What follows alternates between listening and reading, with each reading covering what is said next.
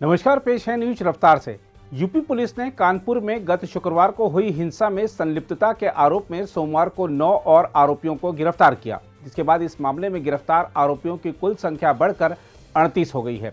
इस बीच पुलिस ने बताया है कि हिंसा में कथित तौर पर शामिल प्रमुख आरोपियों के होर्डिंग बनाए गए हैं और इन्हें प्रभावित इलाकों और आसपास के इलाकों में प्रमुख स्थानों पर लगाया जाएगा।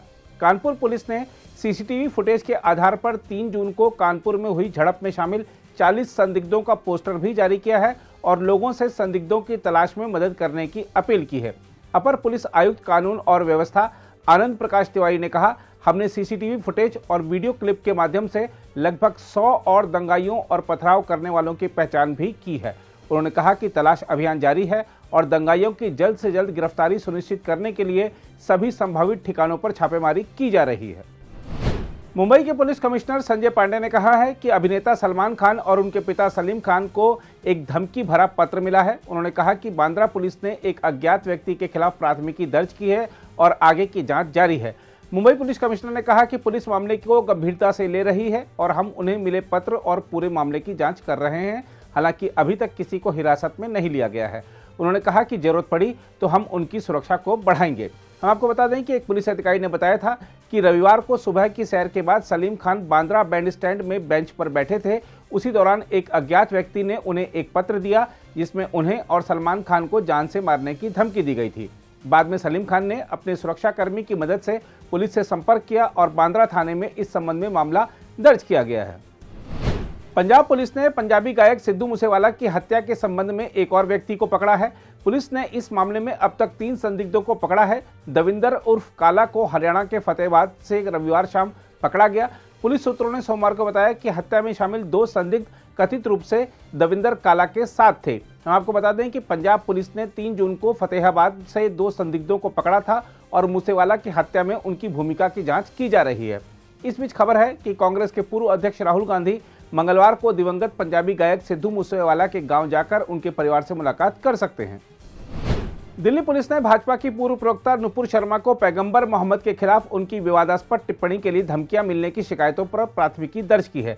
एक वरिष्ठ पुलिस अधिकारी ने कहा, हमने प्राथमिकी के आधार पर मामले की जांच शुरू कर दी है। उन्होंने बताया कि भारतीय दंड संहिता की धारा 153A यानी धर्म, जाति, जन्मस्थान, निवास के आधार पर विभिन्न समूहों के बीच दुश्मनी को बढ़ावा देना, 506 यानी आपराधिक धमकी, 507 यानी गुमनाम संचार द्वारा आपराधिक धमकी, 509 यानी शब्द, हाव भाव या कार्य जिसका उद्देश्य किसी महिला की गरिमा का अपमान करना है के तहत अज्ञात लोगों के खिलाफ प्राथमिकी दर्ज की गई है। उल्लेखनीय है कि भाजपा ने रविवार को अपनी राष्ट्रीय प्रवक्ता नुपुर शर्मा को निलंबित कर दिया था और दिल्ली के अपने मीडिया प्रमुख नवीन कुमार जिंदल को निष्कासित कर दिया था, क्योंकि पैगंबर मोहम्मद के खिलाफ उनकी कथित अपमानजनक टिप्पणी को लेकर कुछ मुस्लिम देशों की ओर से कड़ी आपत्ति जताए जाने के बाद से विरोध बढ़ गया था। उत्तर प्रदेश की आजमगढ़ लोकसभा सीट पर उपचुनाव के लिए भाजपा प्रत्याशी दिनेश लाल यादव निरहुआ ने सोमवार को नामांकन पत्र दाखिल कर दिया। नामांकन दाखिल करने के बाद पत्रकारों से बात करते हुए निरहुआ ने कहा कि आजमगढ़ इस बार जाति के आधार पर नहीं बल्कि विकास के नाम पर मतदान करेगा। इस मौके पर उत्तर प्रदेश बीजेपी अध्यक्ष स्वतंत्र देव सिंह ने कहा कि दिनेश लाल यादव को वर्ष 2019 के लोकसभा चुनाव में जनता का आशीर्वाद मिला था और इस चुनाव में भी उन्हें जनता का भारी आशीर्वाद मिलेगा। समाजवादी पार्टी ने आजमगढ़ से पूर्व सांसद और अखिलेश यादव के चचेरे भाई धर्मेंद्र यादव को उतारा है। उधर समाजवादी पार्टी के वरिष्ठ नेता आजम खान ने सोमवार को रामपुर लोकसभा सीट पर होने वाले उपचुनाव के लिए अपने करीबी सहयोगी आसिम राजा को सपा उम्मीदवार घोषित किया। आजम खान ने रामपुर में अपने पार्टी कार्यालय में आसिम राजा के नाम की घोषणा की। अपनी यूजर आईडी को आधार से जोड़ने पर लोग भारतीय रेलवे, खान पान और पर्यटन निगम यानी IRCTC की वेबसाइट और मोबाइल ऐप के जरिए 1 महीने में अब 24 ट्रेन टिकट बुक कर सकते हैं, अन्यथा सिर्फ 12 टिकट ही बुक किए जा सकते हैं। भारतीय रेलवे ने सोमवार को यह घोषणा की। IRCTC अब तक खाता आधार से नहीं जुड़े होने पर लोगों को महीने में 6 टिकट बुक करने की अनुमति देता था और इससे जुड़े होने पर 12 टिकट बुक किए जा सकते थे। प्रधानमंत्री नरेंद्र मोदी ने सोमवार को कहा कि भारत के बैंकों और मुद्रा को अंतर्राष्ट्रीय व्यापार और आपूर्ति श्रृंखला का महत्वपूर्ण हिस्सा बनाने की जरूरत है। प्रधानमंत्री ने साथ ही वित्तीय संस्थानों से आह्वान किया कि वे वित्तीय और कंपनी संचालन की बेहतर प्रथाओं को लगातार प्रोत्साहित करें। आज़ादी के अमृत महोत्सव के तहत वित्त मंत्रालय और कॉर्पोरेट कार्य मंत्रालय के अनुप्रतीकात्मक सप्ताह यानी आइकॉनिक वीक समारोह का उद्घाटन करने के बाद मोदी ने कहा कि भारत ने विभिन्न वित्तीय समावेशन मंच विकसित किए हैं और इनके बारे में जागरूकता पैदा करने की जरूरत है। इस मौके पर उन्होंने जन समर्थ पोर्टल की शुरुआत भी की, जिसका मुख्य उद्देश्य नागरिकों के लिए 12 सरकारी योजनाओं को एक मंच पर लाकर उन तक पहुंच को डिजिटल माध्यमों से और आसान व सरल बनाना है।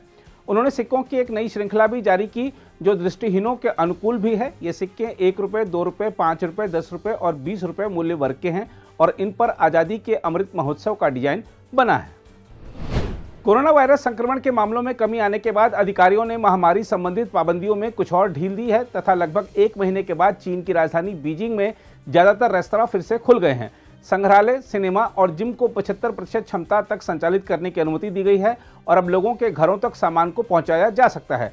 बीजिंग में स्कूलों को पहले आंशिक रूप से खोला गया था, लेकिन अब 13 जून से स्कूलों का संचालन पूरी क्षमता के साथ किया जा सकता है।